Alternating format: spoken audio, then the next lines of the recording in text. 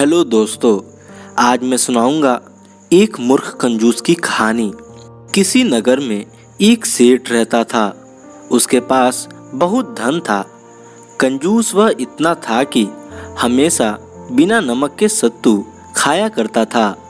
किसी स्वादिष्ट भोजन का स्वाद कैसा होता है यह वह नहीं जानता था।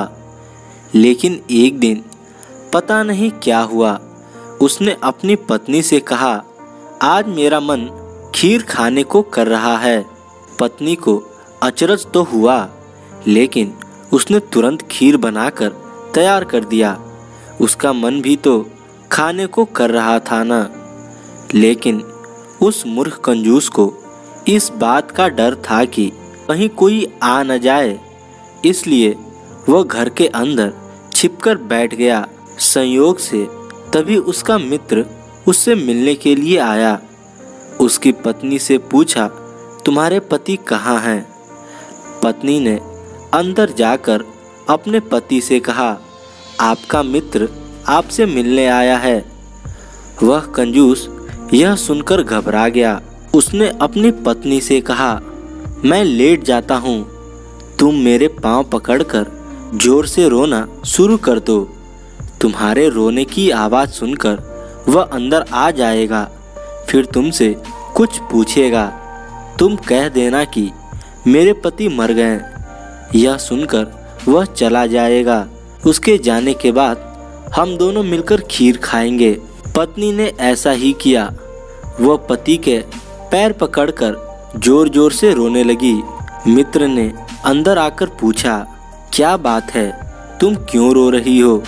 रोते रोते वह बोली, अभी थोड़ी देर पहले इन्होंने मुझसे खीर बनाने के लिए कहा था, लेकिन मैंने जैसे ही खीर बनाई ये मर गए। वह मित्र सब कुछ जानता था, समझ गया यह सब बहाना है।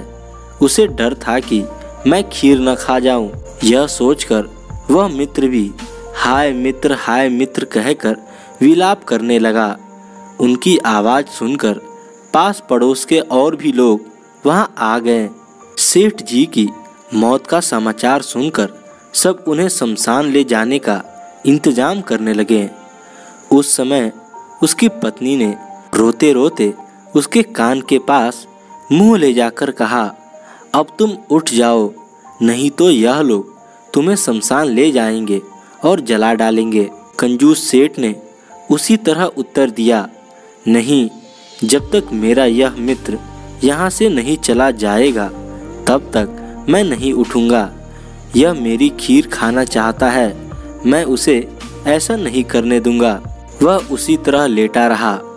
पड़ोसियों और रिश्तेदारों ने अर्थी तैयार की और शमशान ले गए। चिता पर रखा, लेकिन कंजूस सेठ तब भी नहीं उठा।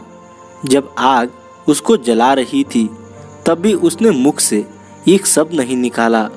अंत में वह जलकर राख हो गया।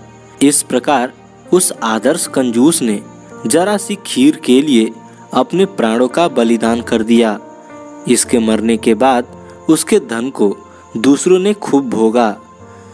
तो दोस्तों, कैसी लगी ये कहानी कमेंट करके ज़रूर बताएं, और ऐसी कहानियाँ सुनने के लिए हमारे चैनल को सब्सक्राइब कर लें और ज़्यादा से ज़्यादा शेयर करें।